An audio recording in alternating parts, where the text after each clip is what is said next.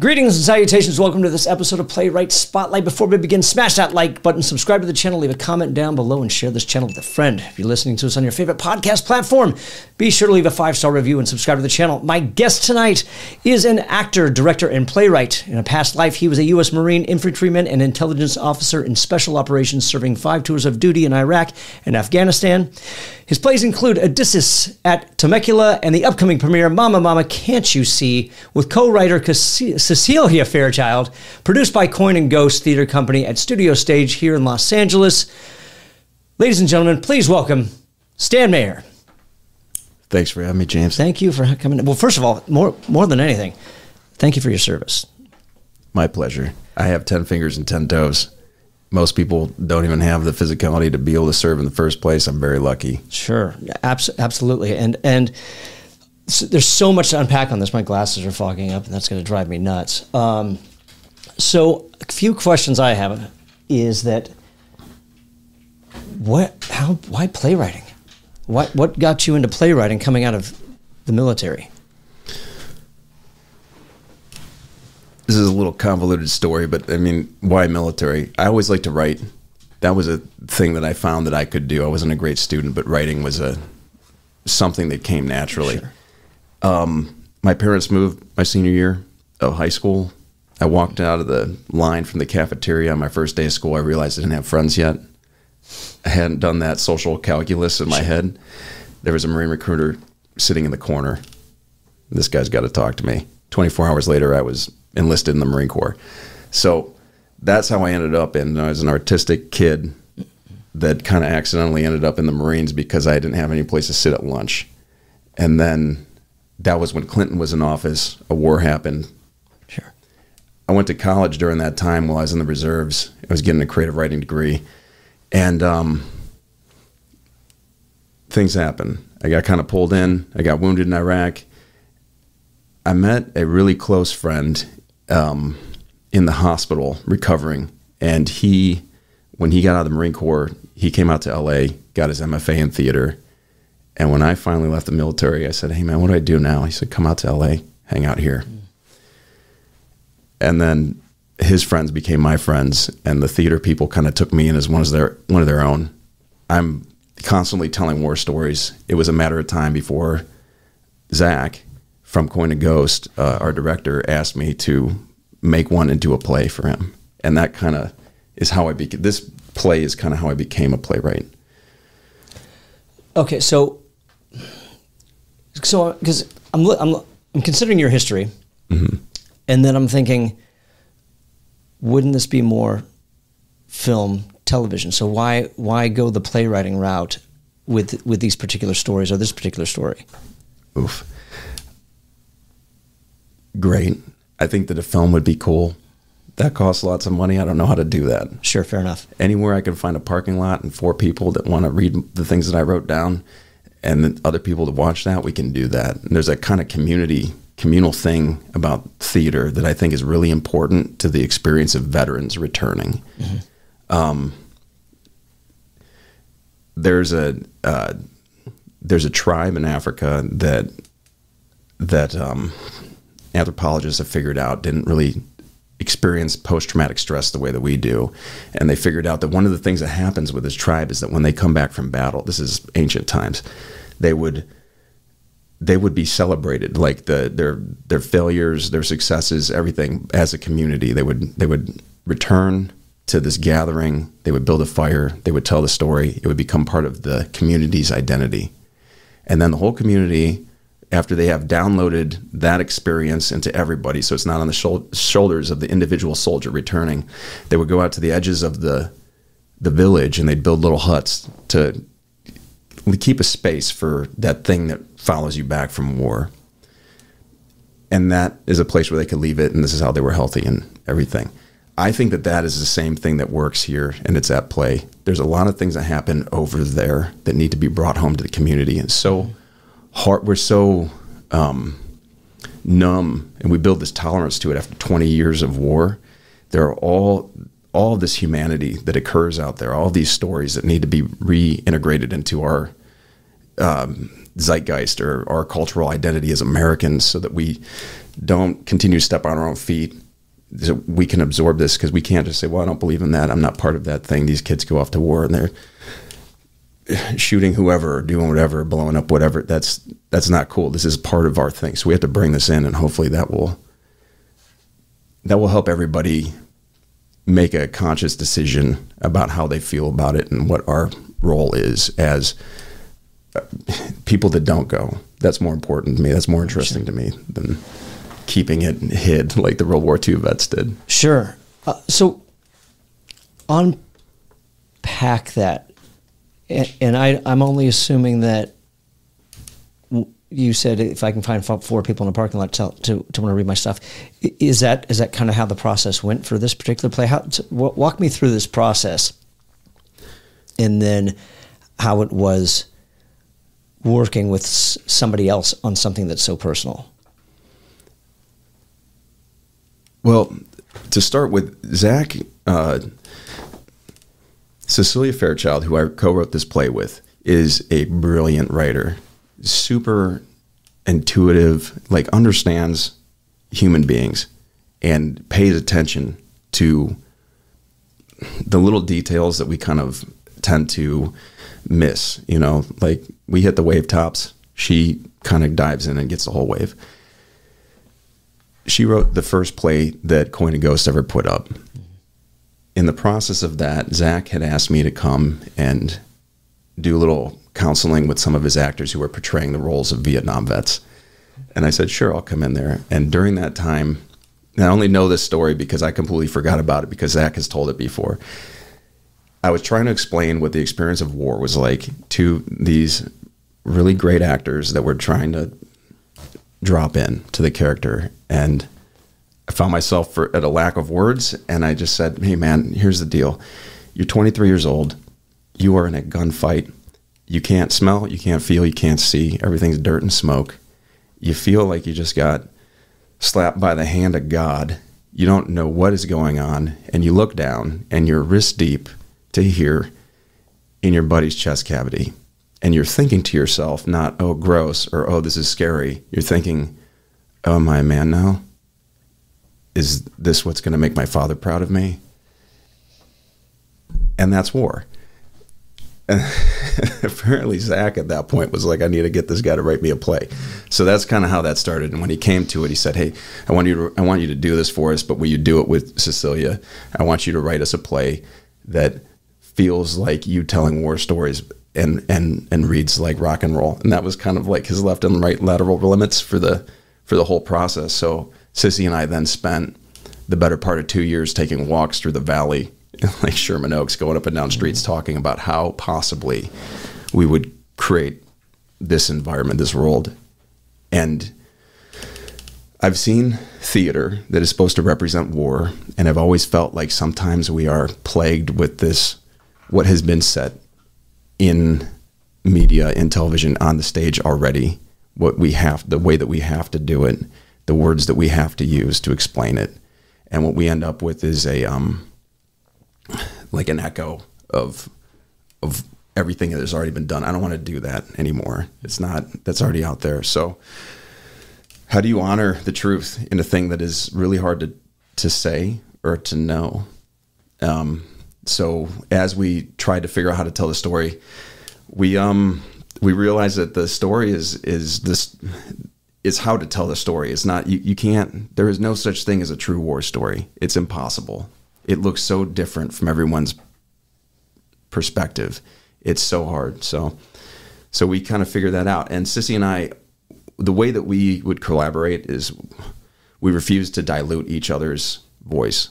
And a lot of people collaborate and they think that means that I'm going to look at what you wrote and I'm going to say, oh, I would do it like this instead, and then give you like my chop on that piece and then go back and forth. And then what you have is two kind of watered down versions of each other's stuff.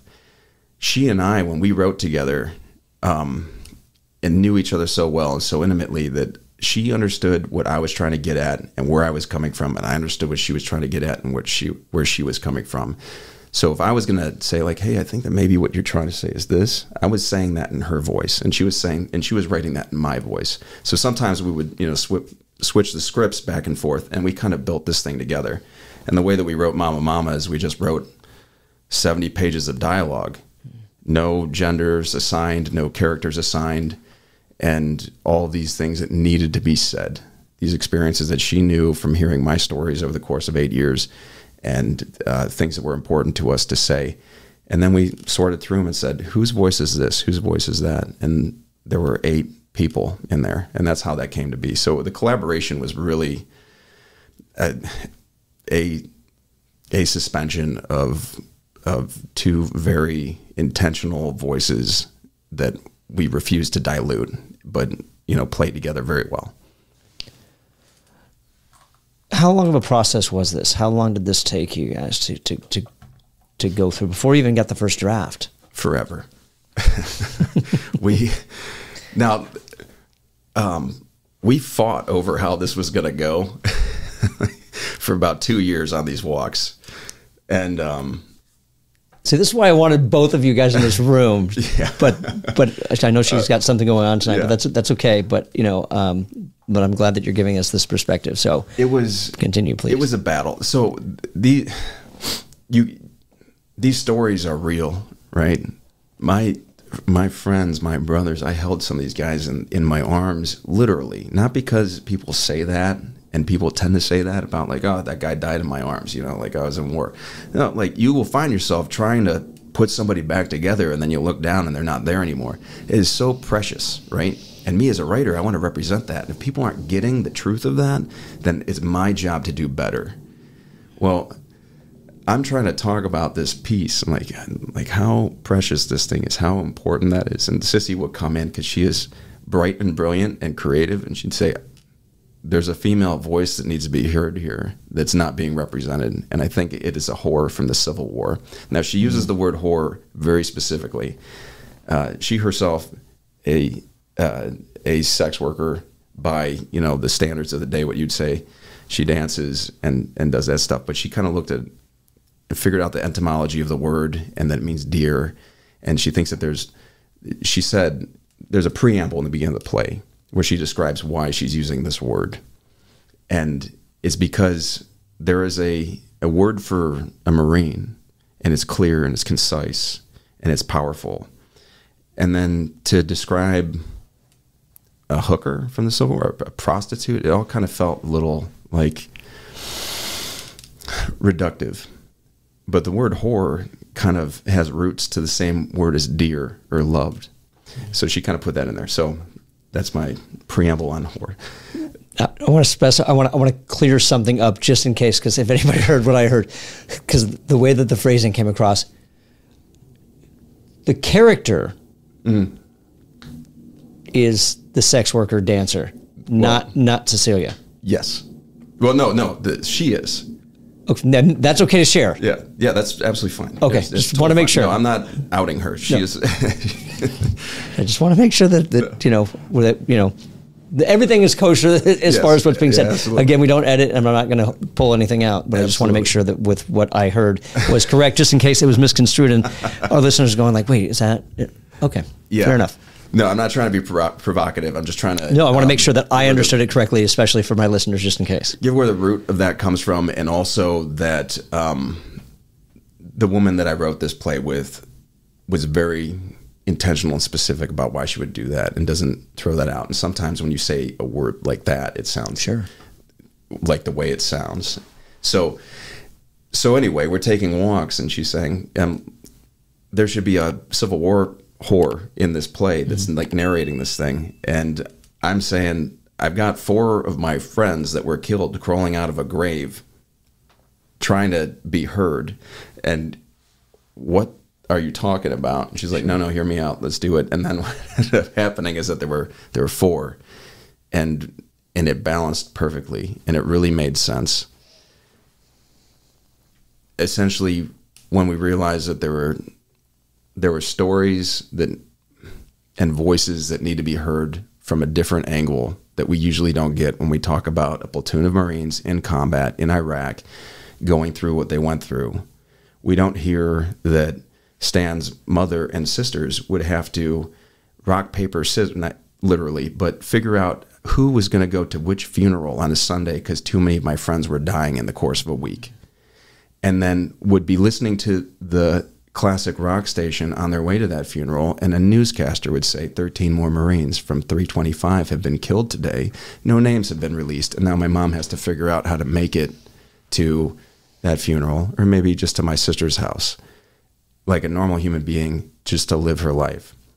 Or that my mom's at home vacuuming because she can't stop crying, and my dad can't handle it because if she's crying, he needs to fix it because we're men and we got to do that. So this woman is constantly vacuuming the house to muffle the sounds of her cries. Who's telling that story, right?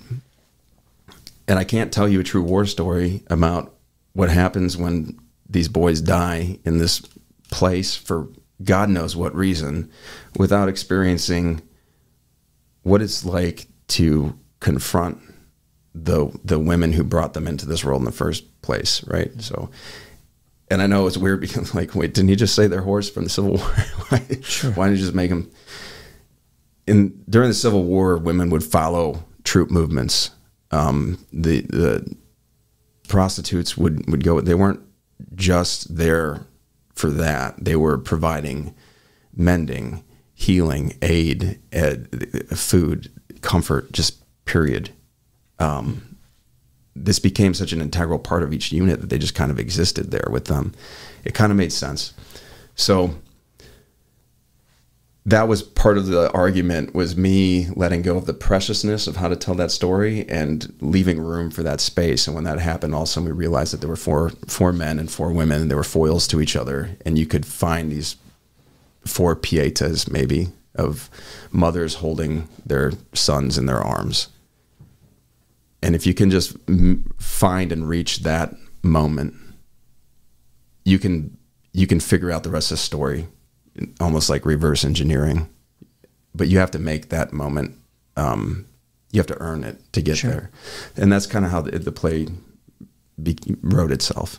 How did you guys compromise? What was the coming to terms moment that you gave in to be open to telling this aspect of the story and still saving the integrity of the story that you wanted to tell?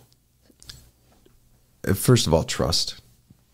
We trust each other. I know that she's not going to put something in there just to be novel, just to be creative. There's too much at stake. And so that's number one. Number two, Zach had asked us like 2 years prior to start generating this thing. And about 24 months later, he was like, guys, I'm putting this show on in 4 months. And he lit a fire under us. He said, I need to see some pages like this weekend. Stop talking about it and write some stuff down. So she and I went off. I forgot where we went. We went up to like wine country or something like that and stayed in some like Motel 6 and sat there and wrote in some notebooks for a weekend and came back, typed our notes onto a Word file, sent it to Zach, and he said, oh, that's not what I expected, but this is the play that I want to make. And that was it. The compromise came from this. We didn't have time to argue or worry about what we were trying to accomplish. We just needed to accomplish the thing, and we both trusted each other. And that's, at the end of the day, that worked. And we just wrote it. Is the trust what pushes the ego aside? I mean, I'm finding it difficult to believe that that's all it. I feel that ego is so powerful that it just still will get in the way of something that it's, and that more often than not a project would fall to, My wife and I were just talking about ego today, and as artists, and how important it is to it as an artist or as an actor or anybody to have that. You can't, like, we're taught in school or when we are formally trained in acting that you have to let go of your ego so that you can do this thing. But there's part of it is integral to the process. It's like really necessary. When Sissy and I wrote this, we had known each other for a long time. We had been through a lot together. We had written a lot together. We had performed a lot together. We both knew what we respect and appreciate. We would bicker about what our ideas were for this thing and whether that was what our vision was or not. And when it comes down to the line, I would send her in my stead to write for me, or vice versa at that point. So it was very easy to let that go. I don't want to say it was easy. It was more natural to let that go with my co-writer for this play than it probably would be in any other situation, which set me up for success. Like, as this play has evolved, as Zach and I have workshopped through it, this last time, he said, "Hey man, rewrite this play. It needs to be like 20 pages shorter." And I think that the 20 pages that have to go are both yours and my favorite pages in this play. And at that point, because I've already been tempered to just giving it away and letting go, which is kind of what this play is about. You just let the story go and let it tell itself. If you get out of your own way, if you stop letting your ego drive, something beautiful is going to happen. Because I found things in this story that I didn't know before, which is just a wonderful thing as a writer, to especially a person that's been processing trauma for 20 years, to be able to meet some of my friends on a stage and find them as humans again, and to be able to reconcile things that happened because we just let it go. So by the time we're writing the second iteration of this play, it's actually, we got to cut some of the good stuff out. It was like, all right, cool, man. I'm not going to ask him questions. I'm not going to fight with him about it. I'm just going to do it. We're going to see what happens. And it always works out. We've got a great playwriting mentor that would look at everything I ever gave to him, and he would say, arbitrarily erase every other line. I promise you it will be better. And it always worked, and it really irritated me that it worked, but it does. You just have to let go.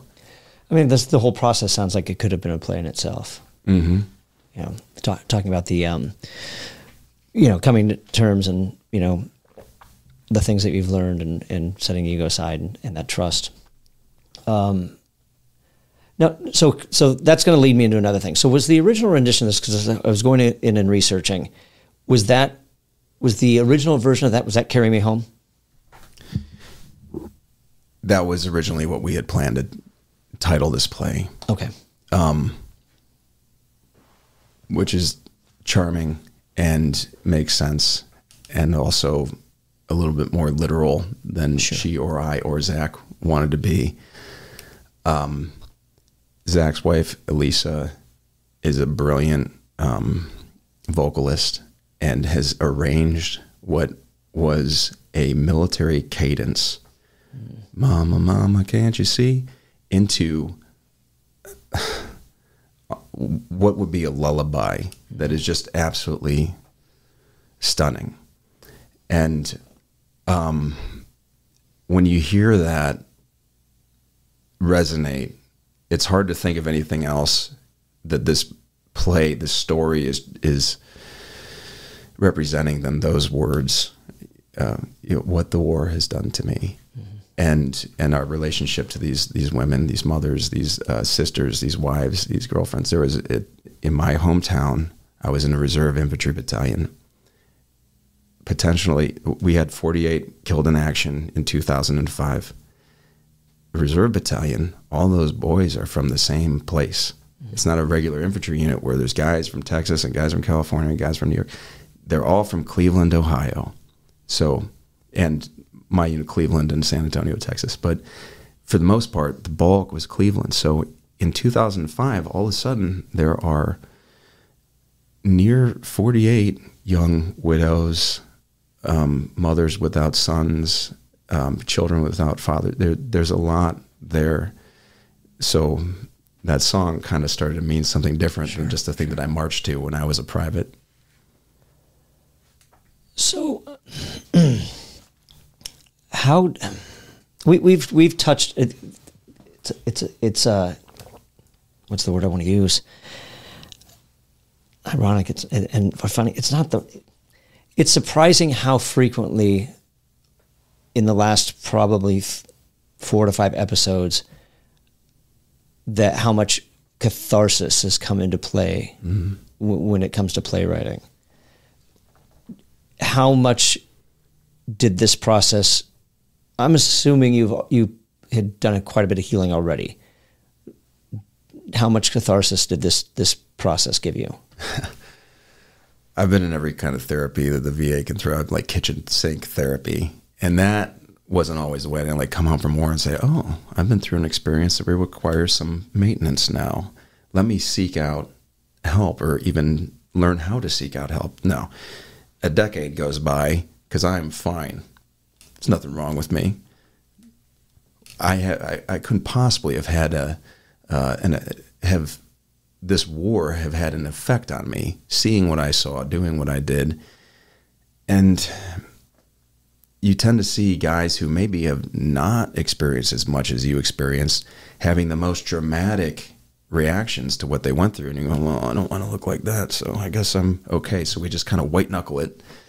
And then I remember I called my dad up, and I was in,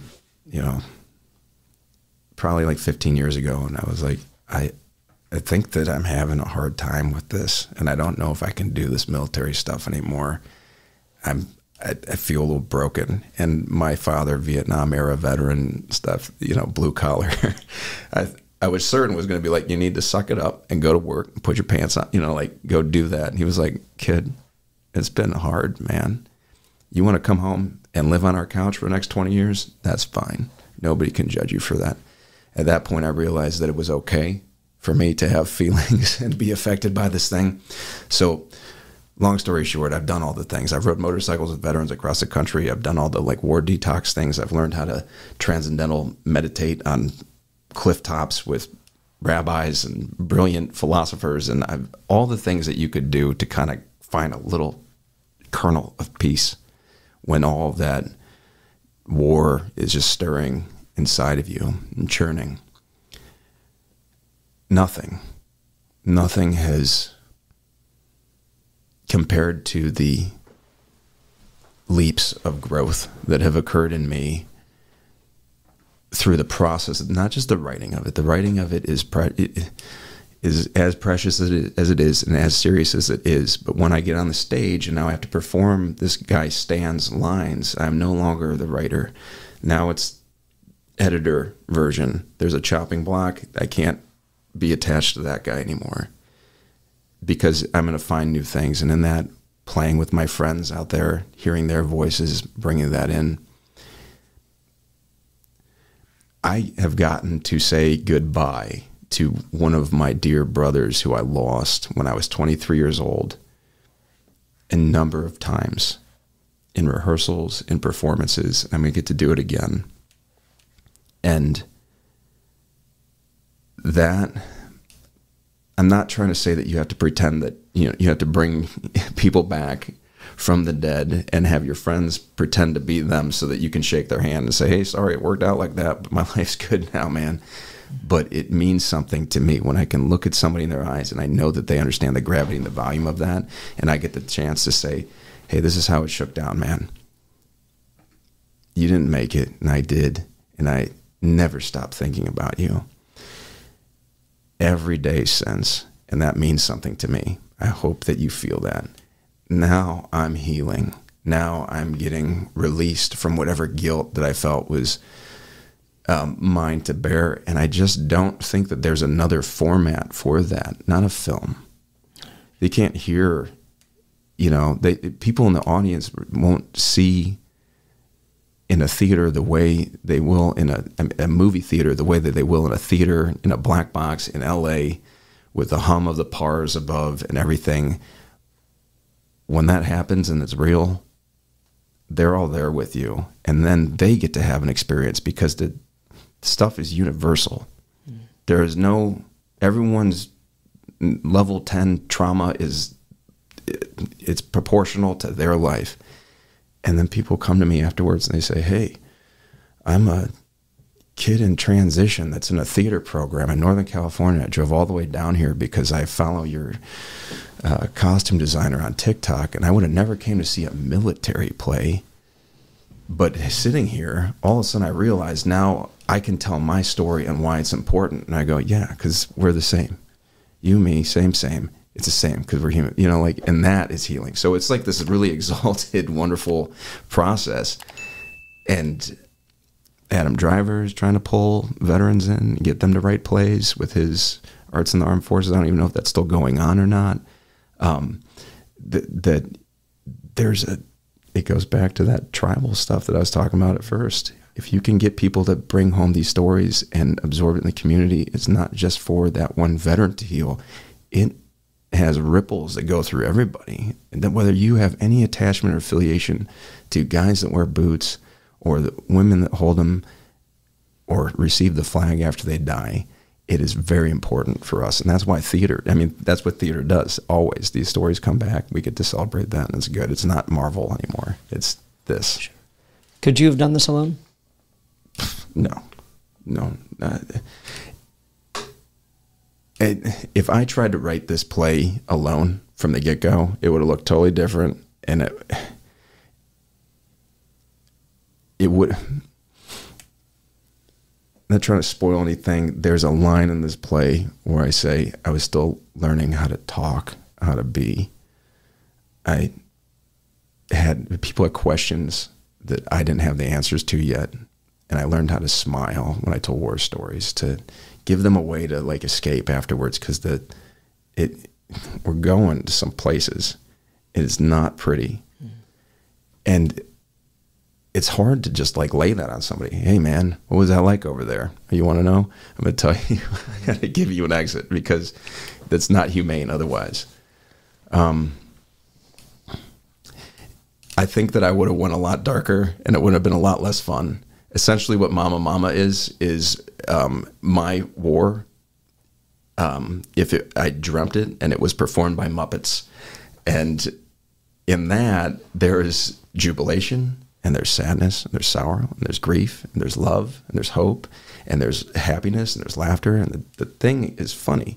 And a lot of that comes from the way that Sissy and I play together, and the way that Zach and I play together, and the way that the players from Coin and Ghost play together. It is fun. We are clowns, and we can have fun with this, and it doesn't poke fun at it, and it doesn't release us from the gravity of it. It kind of lends itself to the gravity of it. It makes it, because that's what it was, we did that out there.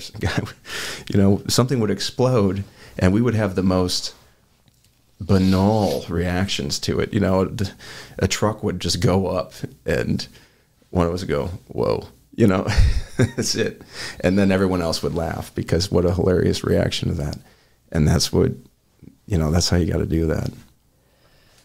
Considering the level of trauma, I know I just kind of go on the catharsis, continue on with this, just because especially when you're meeting other people that are going through their things and now they feel that they can write.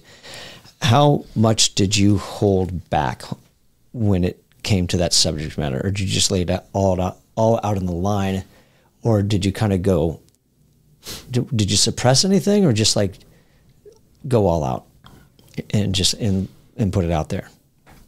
I did not pull punches with this one. That was my vow. I'm not in a judgmental way. I've seen young veteran playwrights put things up, workshop things. I've looked at them and I've seen them. I think there's an element of reticence to go past the point where you're like, this is how it happened, to the extra stage where you say, am I full of it?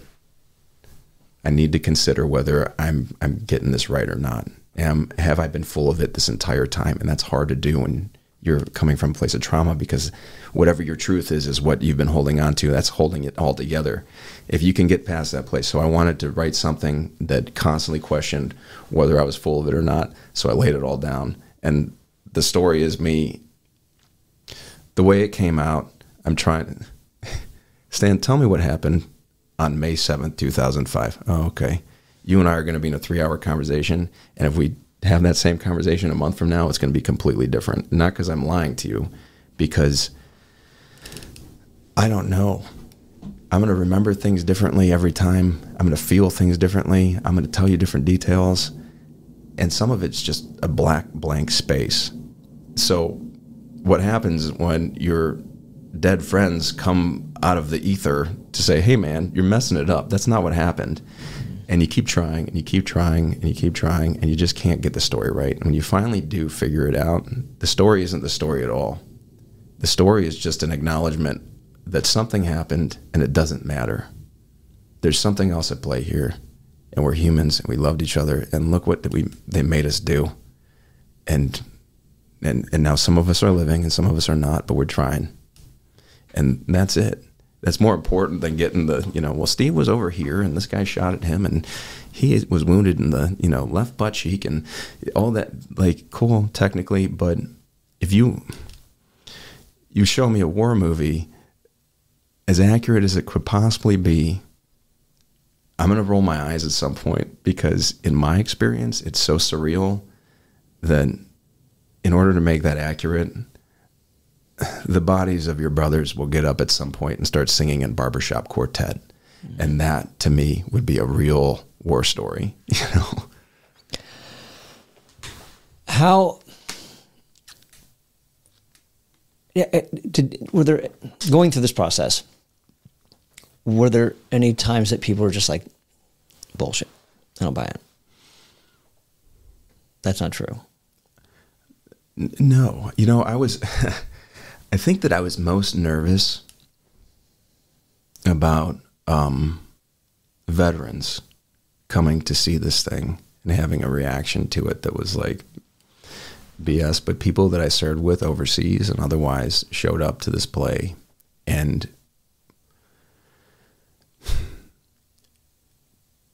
had a deeper appreciation than I even expected them to. Some of them also, writers, screenwriters, directors, things like that, they came in and said, that's how you do that. And that was very vindicating for me, because going into it, I'm like, man, my friends might come out of this. My friends who are from that part of my life, these veterans, even the veteran artists might come up to me and say, hey, man, how about a little reverence, That wasn't the case. They're like, that is the appropriate. That's how you do it. That's the best way to do it. So I feel like we're on the right track with it. Nobody ever called me out on it. My best buddy who I served with in these firefights, who is a Marine major in 29 Palms, is probably going to come to see this show. He's one of the characters in it. He, of all people, will probably have the most exception to this play, but supports everything I do. And, like, I don't like the way you folded the flag, like it's not a documentary, brother, but I've not heard anybody call me out on it not ringing true to them, which is hilarious to me, because it is ridiculous. It is imaginative. There are Civil War prostitutes and dead Marines coming to life, and there's singing, and there is movement and dancing, and it's weird, and it's all... The play is set on a playground in the center of the stage. Mm. I mean, in my mind, when I was writing it, I think the set direction is two guys sitting on the roof of a Hummer. Okay. The director, his wife is the scenic designer. Elisa said, how are we going to accomplish this? And I was like, I don't care if it's a kid's playground. And she's like, oh, I know what to do. So she put a geodesic dome that kids would play on a playground in the center. It looks like everything that this play is. It looks like an explosion. It's got levels to it. We can be up, we can be down, we can be inside of it together. It becomes that shelter that the tribe builds on the outskirts of town to keep that story a place to put the thing so it doesn't follow you back. Also a place where you can go, where it's safe. It became everything. We've been, as adults, I'm 42 years old. had like 3 blown out discs. I'm crawling around on this geodesic dome. I have such a warm place in my heart for this playground thing, but it all makes sense.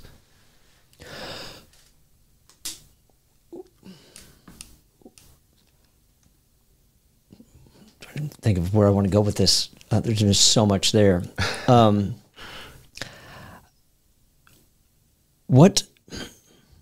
Once you turned in, I'll get back to where I was going to go, but once you turned in the that first draft, when you turned in the pages, what's the next step? What's the process after that? How many drafts do you? What did the workshopping look like? Our first hack was arranging this thing and figure out who was saying what, and we had these 8 distinct voices, which is damn near schizophrenic for us to say, how did that happen? Because they are specific. And then we just wrote them like a shotgun blast on the page. We figured out what was a feminine voice, what was a masculine voice. Do you know at this point? Sorry, do you know at this point that that this is a character, or is it like, here's a bunch of dialogue. This line is this person's.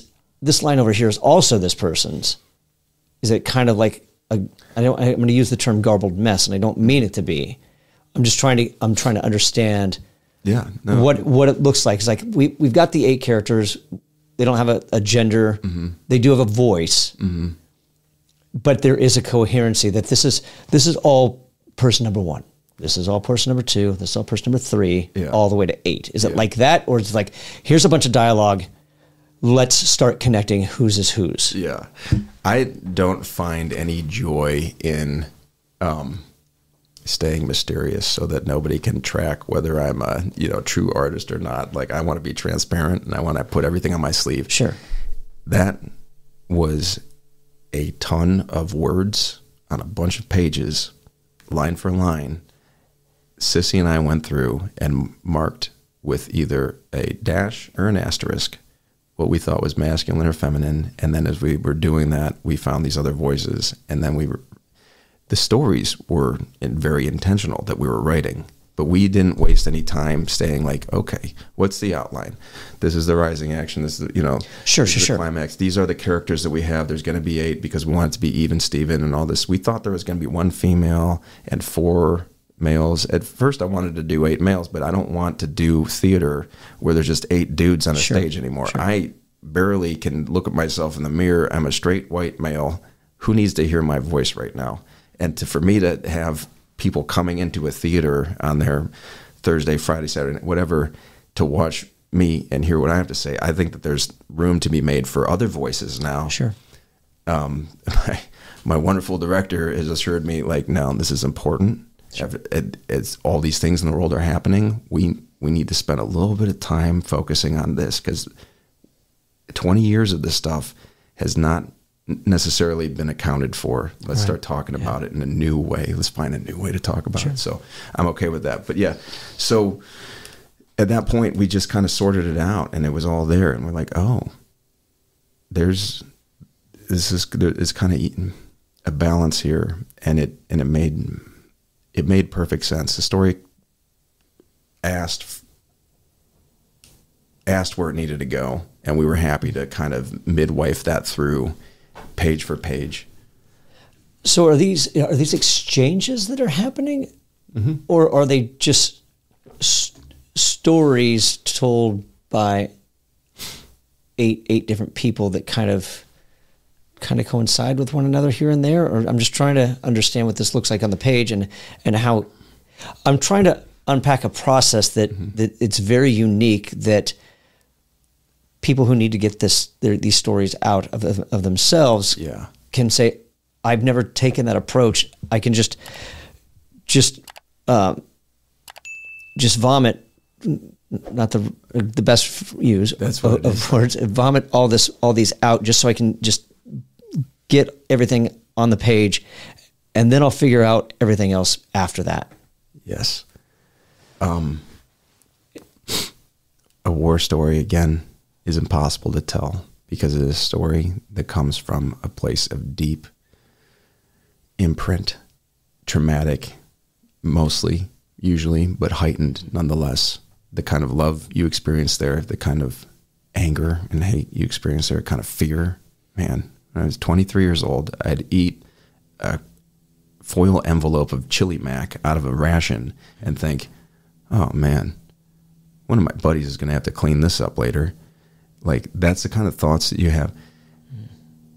Anybody that has survived in a traumatic environment will understand that it is almost impossible to express yourself, to explain what that is, and to lend credence to the actual gravity of it, the volume of it, the noise of it. Your thoughts, your memories, the way that you narrate that becomes very glitchy. Add to that, I was hit by a suicide bomber one of the times that leveled a city block. Some of my friends that didn't even have holes in them died just from the concussive wave that went through them. And that was it. That rattled my brain. I have a traumatic brain injury. It is really hard for me, as you can tell through the last hour that we've been talking, for me to stay on track, on target. The way that you can tell a true war story, I'm stealing this from Tim O'Brien because I think the guy figured it out, is that it doesn't have a start, it doesn't have an end. It just kind of keeps going until you think of something else that reminds you of this thing and then that thing, and that every little piece might actually be true or not true depending on what angle you look at it. You can't. I mean, it is the perfect allegorical bad trip. It's impossible to figure out where your feet are and where your head is and all that. So my process with that, and thank heavens for Cecilia's innate intuitive understanding of humans and being such a great writer and a great actress, that she just understood how to help me synthesize that and arrange that and put her words in there. I hear actresses read what she wrote and nearly weep every night, and I have to like pull myself out so that I can do my job. You give yourself the permission to make it as disjointed and glitchy and messed up as it actually is when it comes out of you, and that is a true war story. Now the audience can walk out and say, oh yeah, that's impossible, but I get it now. Cool. That's exciting to me, right? It's not neat. It's not clean. I don't know where it begins, where it ends. There's weird stuff happening. And in the chunks of this dialogue that we figured out, there were stories in that I felt I wanted to share. And some of them ridiculous because they were funny or stupid, but they're real. They're true. Everything in this story is true. However, if my buddy comes to see this thing and say, like, why did you have that piece of dialogue coming from that person when you and I both know it was that person? And I say, have you ever had a dream, brother? Like, not everything always matches up. I was there, but my feet were on backwards. Something's a little bit off, and that's okay. You have to give yourself permission to just write it the way that it needs to be written. And if you let go of this dedication to the truth, which I believe is your ego at play, saying that you are good enough to describe this thing precisely, the precision is gone. The precision is giving yourself a way to writing it as disjointed as it is. And then there's some truth there. And that's why I'm really kind of sticking with it, or, kind of not being nitpicky, but I'm really, really trying to unravel everything in here. And it's not to trivialize anything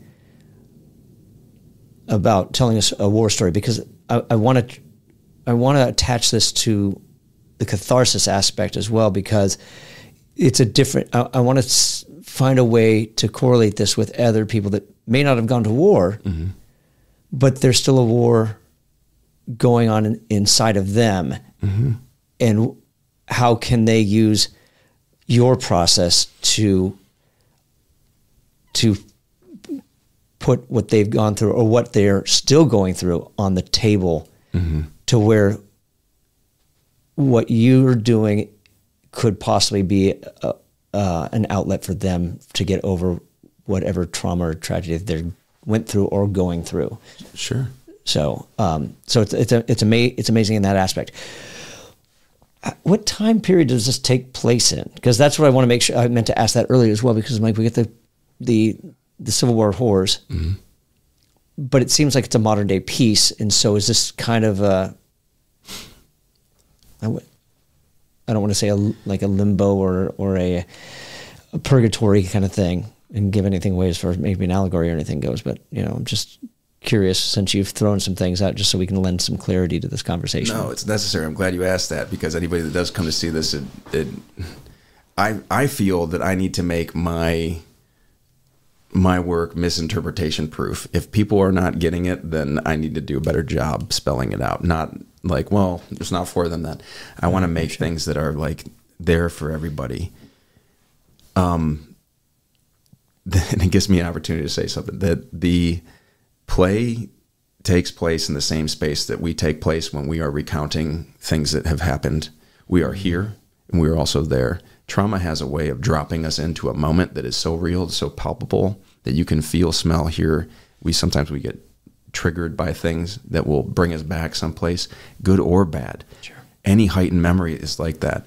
This play exists in that space. It is a smell. It is a whiff of something that brings you somewhere else. It is a 42-year-old guy telling a story about when he was 23, as if he is still there right now, but also taking into account that he is on the stage telling the story with these other people that are going forwards and backwards. That when you're in that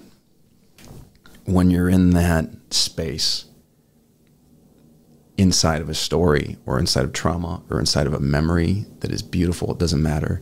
You are outside of space and time. So this play literally takes place inside the moment of the explosion where I was wounded and 4 of my friends were killed, and an entire life happened backwards and forwards, where we are the 4-year-old boy that got our first puppy at Christmas, and we are a Civil War prostitute that had their own experiences. They're real. They're not just like characters that, we made them up, but they have real lives.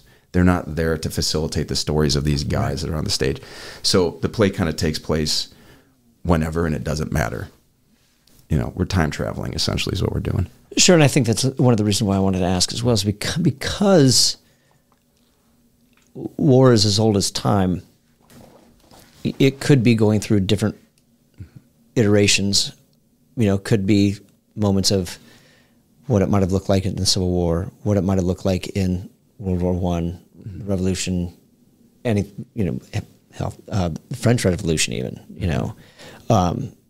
So that's why I'm asking, just to see if it's if it's one moment or if it bounces around in different time periods. That is very much a tenet of this story, to have these people wonder what the hell is going on and what war we're talking about at times, because it's all the same. And I think that is the kind of capital T truth, capital T trauma that is universal for everybody. When it comes to this, you're going to get a war story, but what you're really, as far as I'm concerned, getting is a moment where a bunch of people come together and to perform, and people come together to watch, to collectively kind of suss out whether we can make some truth, or we can find some jubilation in what was once carnage, maybe healing. I don't know. And that, to me, is universal and necessary for the community. When you were going through the process of developing this, because you mentioned something just a couple minutes ago in regards to you want your work to be understood, and you don't want anybody being able to question. Did you find that? Did you have anybody coming to you during the process, workshopping, or anything like, I don't get it, I'm confused, or? And if they did, what did you do to fix it?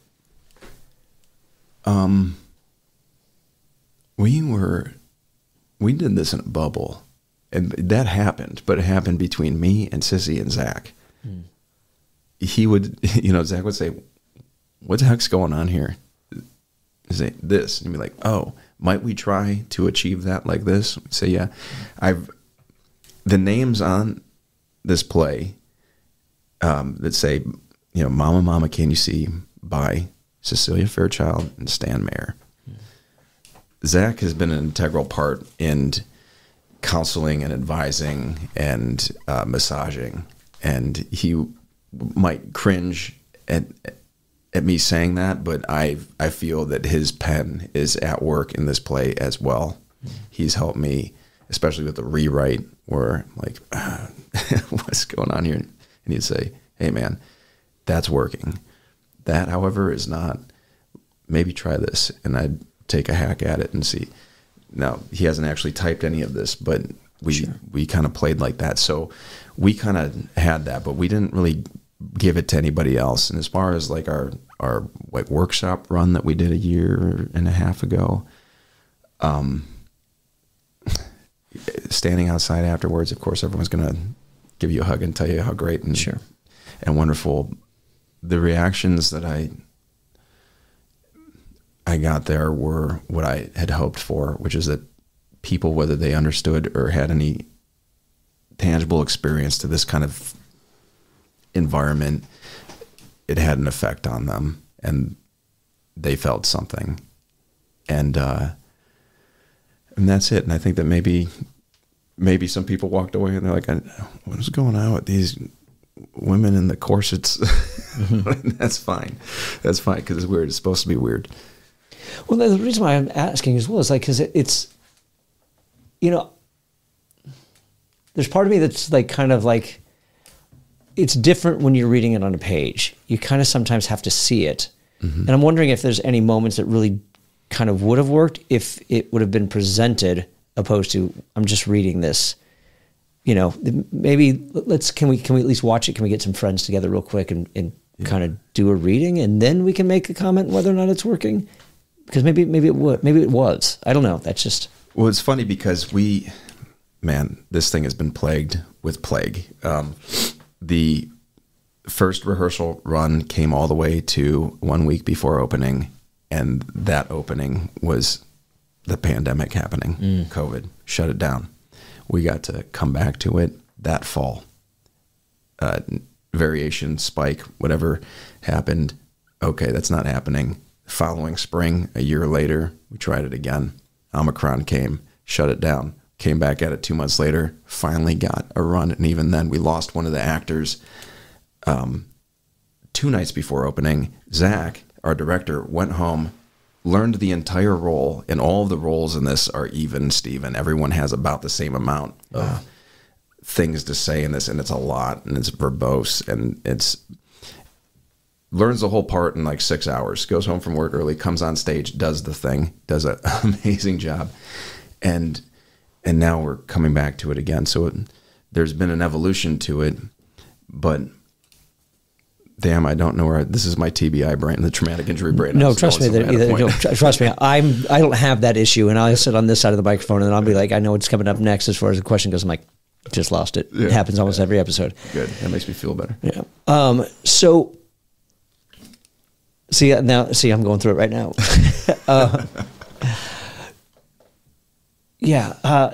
There's something about that when you can go in and throw yourself into something like that, and step into a moment. So that's where I was gonna. So the question I have for you, and so you kind of what was supposed to be a 4-month time frame. You actually kind of wound up getting a more extended time to really work this out and get it to where you needed it to be. So what, 4 months turned into 2 years, 3 years? Zach, I think, asked us to write this play in 2017 or 2018. Okay. It's been on our minds until we actually put pen to paper in late 2019. We finished it. I think that the final draft was completed in January of 2020. And since then, it's been in some state of workshop or performance or rewrite for almost 4 years now. So, Zach and I have had a lot of conversations like, what a unique gift as a thespian to get to be inside of a process for this long. And he and I have, and a few of the actors, and part of this that have been here since inception, have gotten to evolve inside this thing. And we were just having a conversation in the parking lot after rehearsal last night. Everyone left and it was just us, and we realized like, oh, this is this starting crew. And we're talking about how we are just now finding things that, and man, I couldn't ask for a more appropriate or perfect performance a year ago or a year before that. And yet we're learning things now as we go. And these little tiny nuances and variations bring new universes into light that weren't there before, or help flesh out something. And just in intention or thought, or like, oh, I get it now. Oh, okay. And it's complicated, but it's not that complicated. But we got to the privilege of working on something for this long that we've got to kind of grow up with it. Are those things that you're discovering, are those in the performances, or is that also in the writing where it's like, oh, wait, let's tweak this because there's something special here in making adjustments in that regard as well? Both. Well, this piece right now is I type really fast sometimes, and it riddled with typos. Because this thing has existed before, Zach knows exactly what I meant all the time. So these poor actors have been like, does this guy even know how to write? And he's like, no, he wrote it in like 3 nights when I had to retranscribe it because we didn't have the original word. Whatever, it's fine.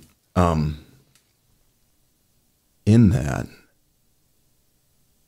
people have had opportunities to kind of play with things, and I've come away from hey, I wrote this thing specifically like this. There's a meter and a rhythm to it, and these words are my words, and they're so beautiful, and I'm very intentional about that, and I don't care anymore. You just got to give it away. I want to, if they're feeling it and the feeling's correct, just say what you need to say. I mean, we have to say the words right enough so that people know when their cue is coming up. Sure. However, I let go of that, and that has lent new opportunities to find new things. And then some of it is in the movement of it. Some of it is in the blocking of it. Here's a great problem for Zach to solve. He is a mad scientist with movement choreography. He has my 42-year-old blown up multiple times, been in the military for so long, pack on my back body, doing all sorts of weird acrobatic stuff last run. This past summer, I was in the hospital getting morphine injections for my back. I mean, it is rough. Wow. And it's a humbling thing because, I'm like, I shouldn't be able to do something. I can't put my socks on. Call Zach up. I got bad news, buddy. This bespoke play that is made for you and your theater company for the way you do, and this is what I was getting at before with the pandemic and the length and the workshop process and everything, is that we had to do the stuff on Zoom. It doesn't really translate just off the page. It's hard to give to somebody saying, hey, read this. What do you think about this play? Right. It doesn't work. But when you look at it, when you look at the way that Zach has staged and directed this thing and choreographed this thing, and it's something. I mean, we're talking about some kind of magic that happened. It is an actual collaboration where no one is in each other's Kool-Aid and diluting each other, but we're all coming in with our own potion and it becoming one thing, and it transcends. It's really cool. And I wouldn't, I'm very honest, man, I wrote this thing, it wasn't good. This does something that's special. Anyway, Zach, my back's messed up. I can't do it now. And he has to figure out what to do with me. And we've gotten to restage the thing a little bit and figure out what we're going to do with me and what I can handle and what I can't. But it's also created some new stuff that I think, and I think that he thinks too, works better than the last time because we couldn't take for granted. And I think that all art wins when it struggles, when there's wrenches thrown in good things are bound to happen when you have to solve some problems, and that's good. And for that, we are way ahead than we've ever been with any other process. We're like now fine-tuning beats and meanings and cleaning up stuff, where, you know, part of the theater process is that 2 nights before opening, everyone is panicked. Nobody knows what they're going to say. We don't know where we're going to go. And that's part of it, because the pressure cooker is what grows that thing to the moment where curtain opens, you go out there and it works. Great. We're kind of like, oh, we got a week. Damn. What shall we do? Well, let's play. So we're doing that now. So there's a lot of room for growth. That's amazing. That's awesome. It's always a great thing to be able to have that opportunity, because they don't know, you know, and usually you don't find these moments until, like, you know, the last weekend of the play, or after it closes and you go, oh, that's what I should have done. Yep. And this is not that, because it's so long and nobody gets to spend this much time. Who's got the time? And even for me, like, why am I still inside this process with this play? Is this it for me? Or should I be figuring out what's next? Should I be writing that thing? It's hard for me to write when I'm inside of this. Sure. So I feel like I'm kind of in this, but it's not like a paralysis. There's something still there. I'm still mining for it. I'm still digging. And I'm hoping that this time around, I'm either happy with the process of digging, or there's something that I'll end up in my hands and I don't know what that is.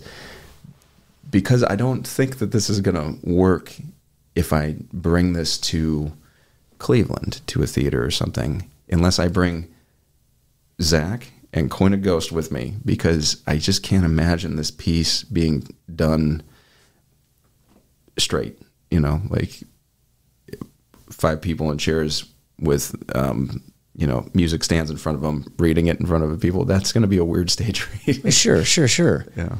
But I don't think, I don't want to say I don't think you're giving yourself enough credit. Or that maybe another group enough credit, because I think that you might be pleasantly surprised about what they discover, what their interpretation is from what you've put on the page. Yeah. And, you know, there's always things where, like, author's notes or something like that. Say, look, this is the recommendation. This is what I don't know. I think that the way that I'm hearing it, that I think that there's an appreciation that would come no matter where it was staged. Mm. And, you know, especially because it's not, war is universal, and I don't think there's not a town that probably hasn't been affected by that loss anywhere in the country or the world, for that matter. Yeah. Yeah. Well, I believe that's important. And I'm being a little hyperbolic, because I would love to see somebody else take a hack at this, just so I could sit back and finally watch it, but also figure out what they find, because it would be completely different. Well, you also want this iteration to live on and continue, because it's so perfect. And you know, I get that, you know. Yeah, but again, just like the writing of it, you got to give it away and send it, you know. Sure. So now I have a question. It's 2 questions, because now I'm a little worried. So was this indeed your first play, or did I make a mistake with the Odysseus at Temecula? I wrote Odysseus in Temecula. That was the first play that I wrote. I wrote, I think, like 3 or 4 other plays. It wasn't the first play I wrote. This is the first play that I wrote that anything ever happened with. Okay. Besides, like, our staged reading or something. Sure. And yeah, I've never even workshopped anything. In fact, one of the first ones I submitted to Arts in the Armed Forces. But me being me, you know, that's the Adam Driver, you know, if you're a veteran, send me a play. I didn't go to school for playwriting. Mm-hmm. I dropped out of college 3 times. I went to war a bunch of times. You know, like, I'm just feeling, I'm working with my belly here. I sent them a play that had no acts in it. It was, you know, 70 pages long. They sent it back to me. They're like, we're not even going to judge this thing, man. Like, wow. But see, you know, look, I will say that, and I go back and forth. We've covered this a couple times in episodes, as far as the necessity of of playwriting from an academic standpoint, because I'm not quite sure it's a necessity.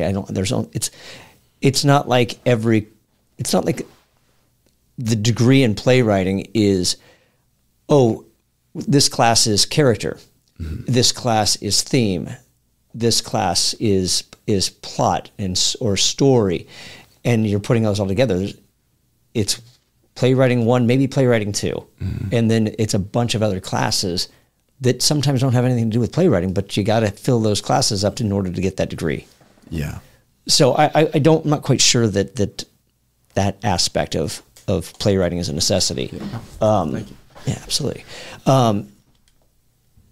Because I think that you have to start somewhere, and I think that writing is learning. You're continually learning things, and I think that that's the more important aspect. And I'd like to think that I'm getting to a place in this with this podcast is that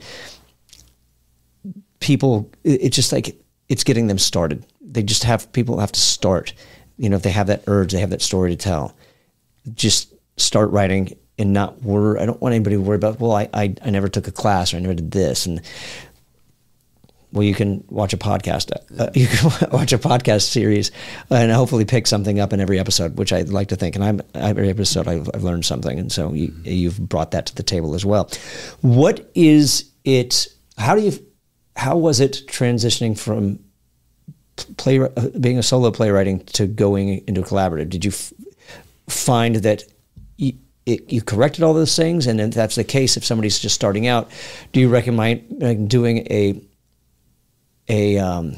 collaborative issue? It's like find somebody who has that background in playwriting, who's willing to walk with you through the process and co-write with you in order to kind of teach you those things. And maybe that's a great approach. Just find somebody that's well experienced, who's willing to give their time up and collaborate and come with a story with you.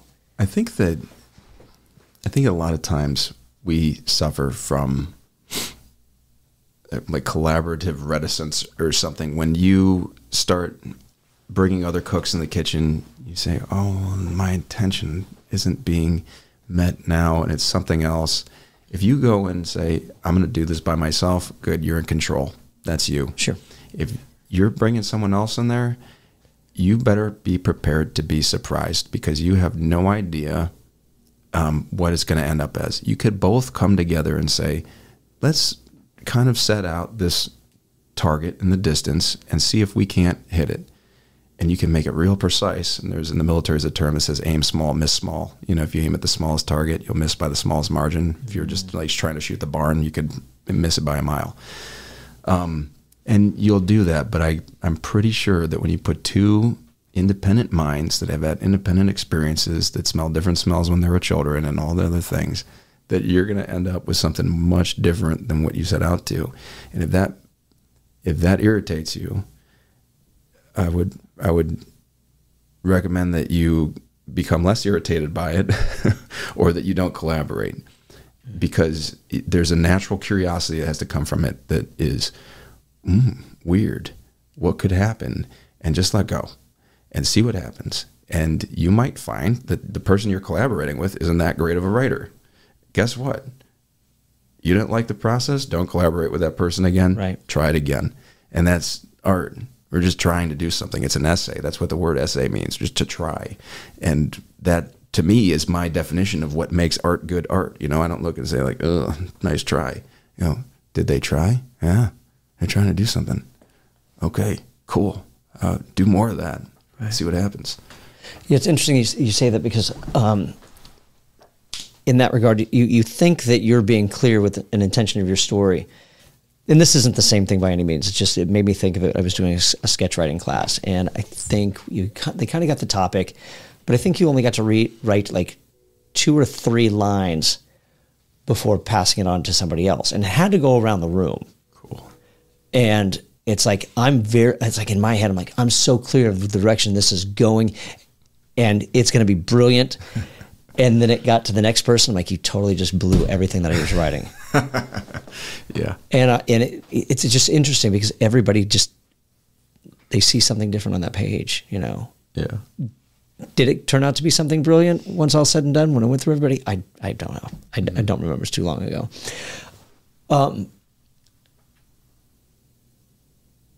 So you mentioned diminishing voices. Mm-hmm. And I'm pretty sure I get the gist, but what does that mean? You know, how does one do that? How does one diminish somebody else's voice? And then how do you correct that? I think that the intention is usually in the exact right place, but the execution can be a real thorn in the side of the process of making something that is truly yours. And that's why when Sissy and I were doing this, and when I do other things with other people, we're very intentional about how we collaborate in the way that we don't dilute each other's voice. Sissy has a voice. I have known her well enough at the point that we wrote this that it doesn't even, mama aside, other things that I write. Like, hey, I just wrote this. And she'd look at it and say, can I have your keyboard real quick? And then take it and say, and type, and then hand it back to me. Say, how about that? I go, oh, that's what I was trying to get at. She has a very specifically voice that is hers and not mine. And that what she wrote was not in her voice. It was in mine. It's because she's saying, how would Stan write this piece of this puzzle? How would he do that? What is he trying to achieve that he's not getting it? Because sometimes we get inside our own belly buttons and we go into this loop where we can't break ourselves out of. And I keep on trying to write this thing. And maybe it's just like one word. Like it's just not landing right. But I can't think outside of it. But somebody can walk up and say, oh, use this word. And that might work, but it's not the word that I would use. All right. I have to find something. So you have to have somebody that kind of knows you well enough. I recommend either collaborating with people. It doesn't matter. Just see what happens and don't expect anything to be,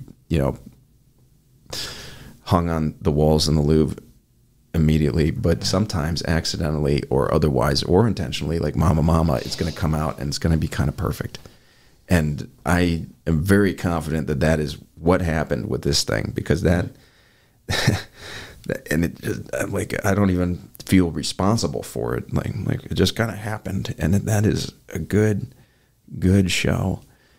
And I think it's because everybody was just trying to do something and to do something new. Like, let's see if we can't do it in a way that, of course, no matter what we do, it's all kind of the same thing. People are going to walk in the room, they're going to sit down, we're going to come out on the stage, the curtain's going to go up, we're going to do the thing, and we're going to leave. The format is a play. We all know what that is. But can we achieve this thing by saying things with different words in different ways than people have done this typically in the past? I think, yeah. And I think that this thing does that. But I wrote it, so, you can't trust me. Sure. Okay. Fair enough. And now I'm glad I asked, because in my head, I'm thinking it's in a form of note giving, where it's like, is it sugarcoating it to where you don't get offended, but now saying, let me see your keyboard and let me rewrite this line with a different approach. I went to Paris Island when I was 18 years old.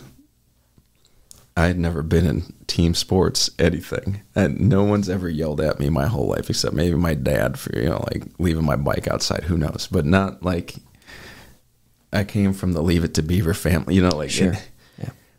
I'm in boot camp, Marine Corps boot camp, right? We don't get a break on Sunday. Like, it is, you don't have a name anymore when you get there. I don't know, it might be different now. It's 24 years ago. You are only allowed to refer yourself in the third person. Not like, may I use the restroom? No. This recruit, we request permission to make a head call. We're not entitled to a name. There is no me. There is no I. These words to me today feel gross in my mouth. They're important because the I and the me is important and it's valuable. I've had to spend the rest of my life since then trying to resuscitate the I and me in me and be confident and careful and about how I use it and why. But deep down, there's always a disgust inside of me when I hear me, I. So it is that, and they do that for good reason, not just to abuse us. Sure, because sure. there will come a time, and that team is so important. And the most integral part is that these are not individuals. These are people that care. And we're not talking about like a machine. Like, they are there for the other. And not in just like, well, if you die, I'm going to run out in the street for you. A machine gun team does not, that machine gun doesn't go. There's a guy firing it. He's the machine gunner, but that thing doesn't work unless there's rounds going into it. And there's a guy that is the assistant gunner that is putting the rounds in it. He's holding the other guy's head down. He's keeping him in the right posture. He's marking the targets. It's a team effort. There's another guy in the back that's providing security, and there's the guy that's carrying the tripod, and there's 4 guys that make that gun go. And I think that we do that everywhere, and we don't realize it. We like to say, oh, I made this. Look at me. Look what I did. I made that. No, you didn't. You know, a lot of things had to come into play for you to do that. And you know, unless you're stirring your own berries to make your own paint, and you paint something, like, you can't say that you did this all by yourself. Other things are at play here, you know, and there's other people that had to facilitate whatever you needed to come to this moment. Everything is collaborative. Everything that we do. It's like making a baby. You cannot make it by yourself. I don't know. Maybe today with science you can, but I don't know. Normally I would ask, what are you working on now? But it sounds like you have to get through this before you can, you have something in mind to work on next. Yeah. This is like, I've been trying to write, and this is hundreds of pages, thousands maybe at this point, the story, long form prose. Before I ever considered myself a playwright, I just say I'm a writer. There is a novel, or many. I've lived a wild life. I've had these experiences, but I don't want to write My War by Me with 10 glossy black and white pictures in the middle of me and my buddies holding random guns sitting on Hummers. And it's I was a young boy. I went to high school. I graduated, went to boot camp, and then this happened, and now I'm home. And then you see my picture in the jacket. I'm not interested in doing that. I'm trying to figure out what the lore, the American tale of going somewhere and coming back, which is, you know, a little cliche. It's a little typical, the hero's journey, but it's important and it's real. And I'm less interested in what happens on that journey as the return home, you know, to the known world. That has been a ride for me. And synthesizing what has happened through all of my experiences into how to come back is a place that we have failed as Americans consistently, especially as a military and a government. But we do this with everybody. Anybody who's experienced anything and has to return, a car accident, whatever, you come back to the world and there's nothing there. A pregnancy, we won't even give people time off to deal with that, or fathers time off to, to be part of that process. And we wonder why things are the way they are. So I want to tell this story. And as I've been writing it, I can't tell you like, oh, I have this manuscript right there and it's this many pages and I could hand it to somebody. I've been working on it and it hasn't sat right. And I think that the thing that was missing was the experiences of doing this play, Mama Mama. And also, I wasn't old enough. And I don't mean I wasn't mature enough. There is a distance. And it's like the difference between a sniper taking a shot at somebody from 1,000 meters away or somebody that's on the ground wrestling with somebody. There is a critical distance. And when you're that close to trauma, it all kind of, and I would have liked to see what I would have done if I would have just sent it when I got home. All those things that I wrote when I first got back. I have some of that stuff and I pull from a lot of that a lot of times, but now that voice is much different and time needed to pass. Sure. And only now do I feel qualified to represent my stories. And I'm bad at a lot of things. I'm good at some things. I'm a very good writer. And that's not because I think that I'm pedigreed and trained or something like that. I've lived a life that has required me to rise to the occasion to explain it.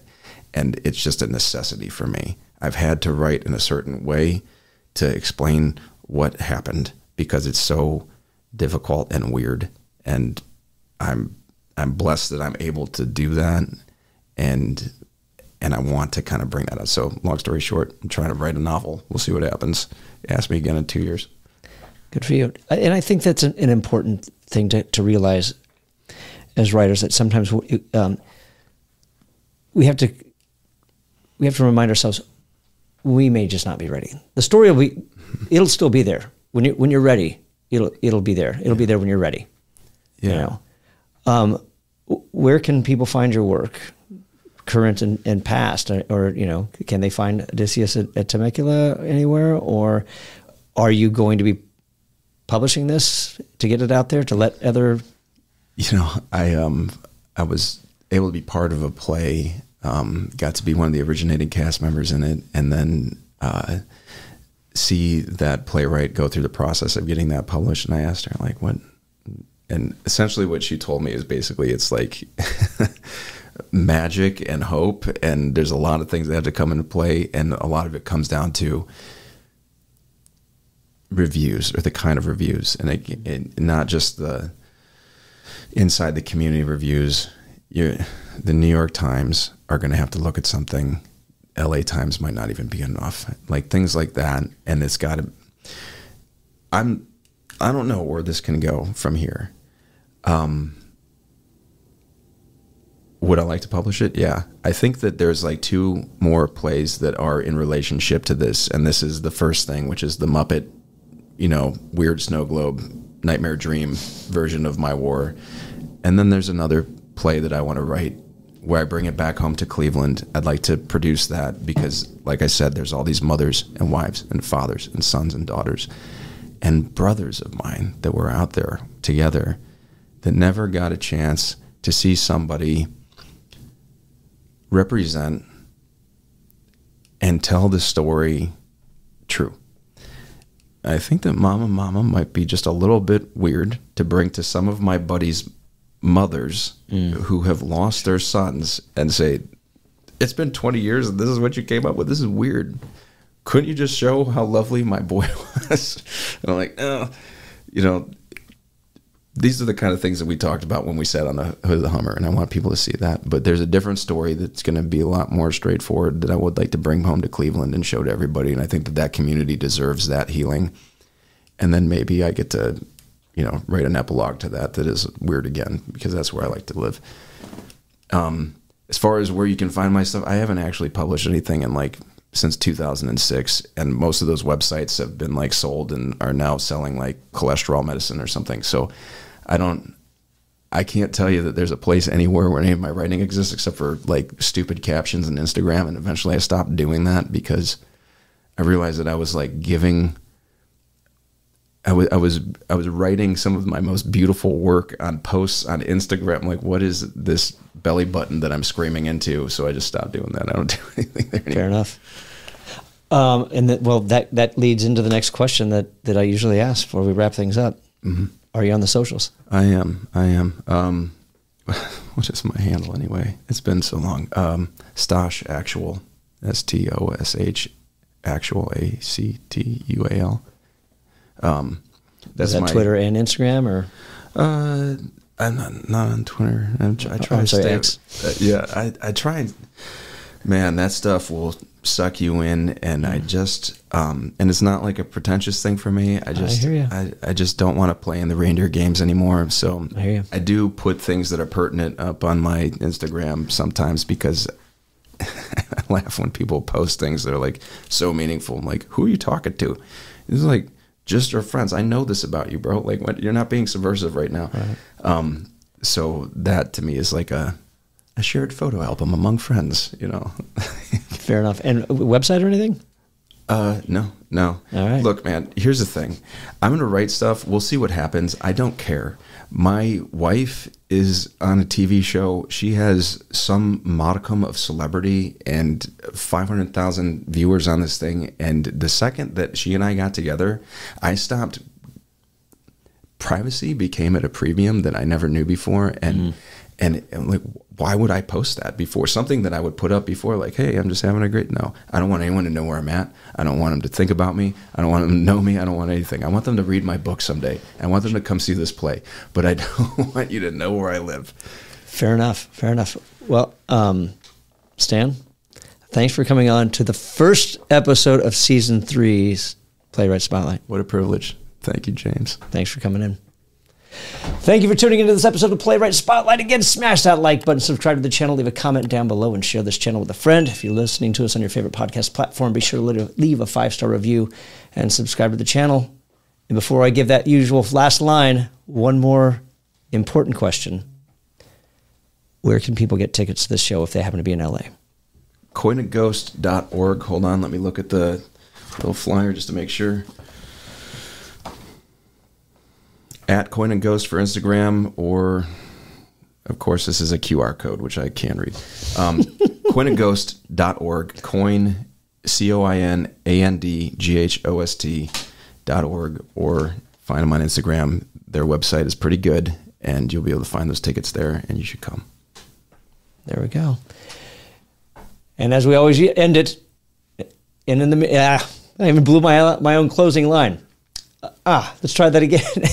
In the meantime, and until we see each other again, keep writing.